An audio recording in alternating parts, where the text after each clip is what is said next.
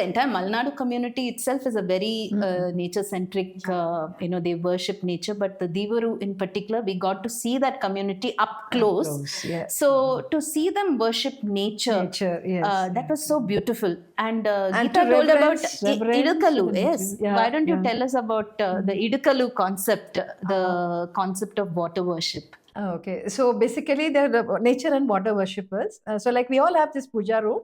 So they have a small platform in the kitchen.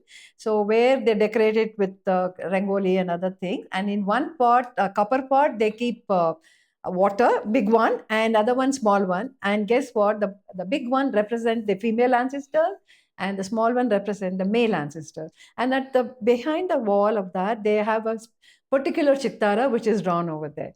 And anything happens, any rituals, anything happens starts from this. So it's like a puja room for them.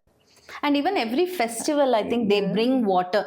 So water becomes the face of their god.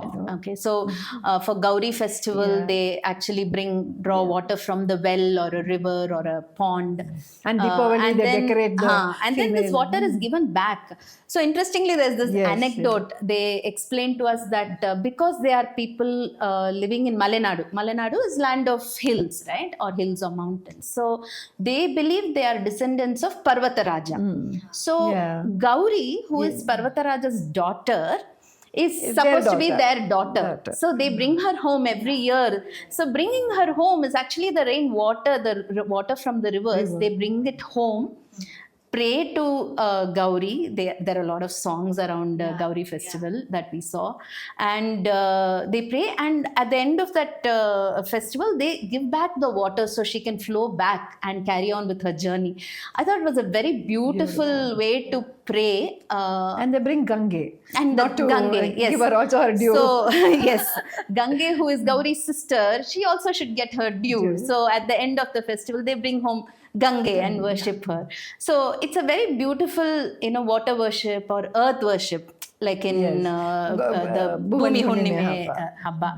But before we go to Bhumi Hunnime Habba, I think we should talk about Gauri Habba, how we had to run behind women who were like walking fast, right? So when we were photographing, so at the beginning of the festival, we were documenting things happening around wells. So in the morning, they would actually draw water and fill it, and they decorate this kalasha and all that.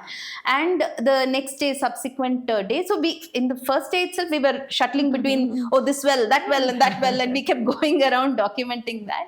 And because you don't want to miss out anything. Exactly. It was like, Because every community, within the village, 4-5 houses have one well that they go to. So then the next 4-5 houses go to a well a little bit away. So these women are singing, we're documenting them, and suddenly you hear the same song starting in the next well. But we want to document that also. So one is photographing here, one of us is running there. We were simply greedy. And even like when they were walking, like as a village, that entire village, the women walk towards the lake to give back that water. So this is a huge procession of women decked up with the flowers and carrying Gauri and all that. And they were so fast. They were like, literally Namrata and I had to run to keep pace with them because they were like so robust. They were like carrying Gauri with so heavy. Heavy Gauri. On the head also, and walking like they were on a marathon. And we were like struggling to, outpace them and, get photographs. But that was a beautiful experience again. It really was. Yeah. And I think Bhumi Hunnime Habba, that's also an interesting experience. Why don't one of you take over? That is equivalent to what we do Srimanta when the lady is pregnant first time. So equivalent that to Mother Earth. So they a whole night they cook and prepare the delicacies and all that. And before that, they prepare the basket. The basket itself is a laborious procedure because they apply cow dung and then scrape it and sun dry it and then put red earth and then they do chittara on that. On this particular basket, they do chittara connected with food and connected with the agriculture. So, and then this basket is ready. Then the night they sit and prepare all the delicacies. And early morning, they go to the field and they offer this to Mother Earth, and then they have food over there. And the speciality is, like in South India, we have this thali system, and the thali is offered and tied to the Mother Earth, so which is very, very rare. So you can see the closeness and the depth they have for the respect and the attachment they have to Mother Earth. And it's not only just Mother Earth; they also offer food for the snake, the rat, the bandicoot. I think you were very and fascinated with so they're all Chittara. one. It is not that they're separate; they're animals and things like that. And you can You loved the continue. The fact that they give offerings to all the animals, because that land, they recognize that land comes with the snakes and the rats and the birds and the scorpions, the chedus, all that, and they respect that. So they say, if we are getting from the earth, we will also share it with you. So the beauty of that is so Yes. striking. It's That one of feeling, my that whole favorite feeling. experiences of this whole journey. But talking of birds, like when Geeta and I went to document the Gonabe, Gonabe is one structure, which is again, it comes in Chittara as well. It's a haystack where paddy stalks are arranged in a certain way, and that entire structure appears as a motif in Chittara.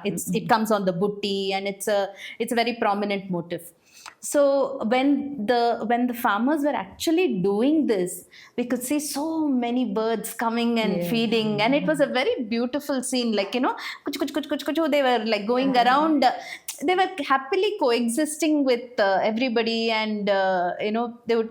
That was a very, very cute scene. Yes. So many birds just feeding off the paddy. It was a beautiful experience that we don't get to see. I think by being city dwellers, we don't get to see these very normal, natural things that happen in our villages. So that was a beautiful thing.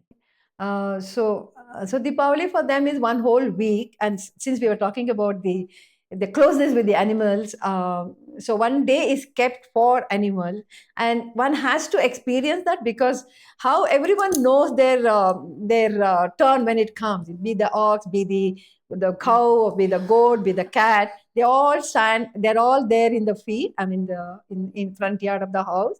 And so they're all given the bathed very nicely, and then with the measurement, earlier measurement, Siddhe. So they they put the designs on all this, and then they decorate them. That itself is another topic to talk about, how it is decorated with marigold flower, and then arecanut garland, and etc. And then all of them are decked and taken in a procession.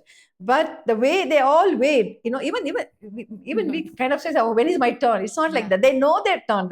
So they just wait patiently. So it's very beautiful to see all these things, right? So many things like this we want to bring in the book, and we have brought it out in the book. Yeah, and the parade, like I think the Ethina parade that happens, the bullock carts and all that, that is something that is slowly vanishing, because a lot of mechanized tools are there, tractors have replaced. So not many households actually have these bullock carts. Some do have. So that is also a thing that is changing. The lifestyle changes are happening, and I think it is inevitable.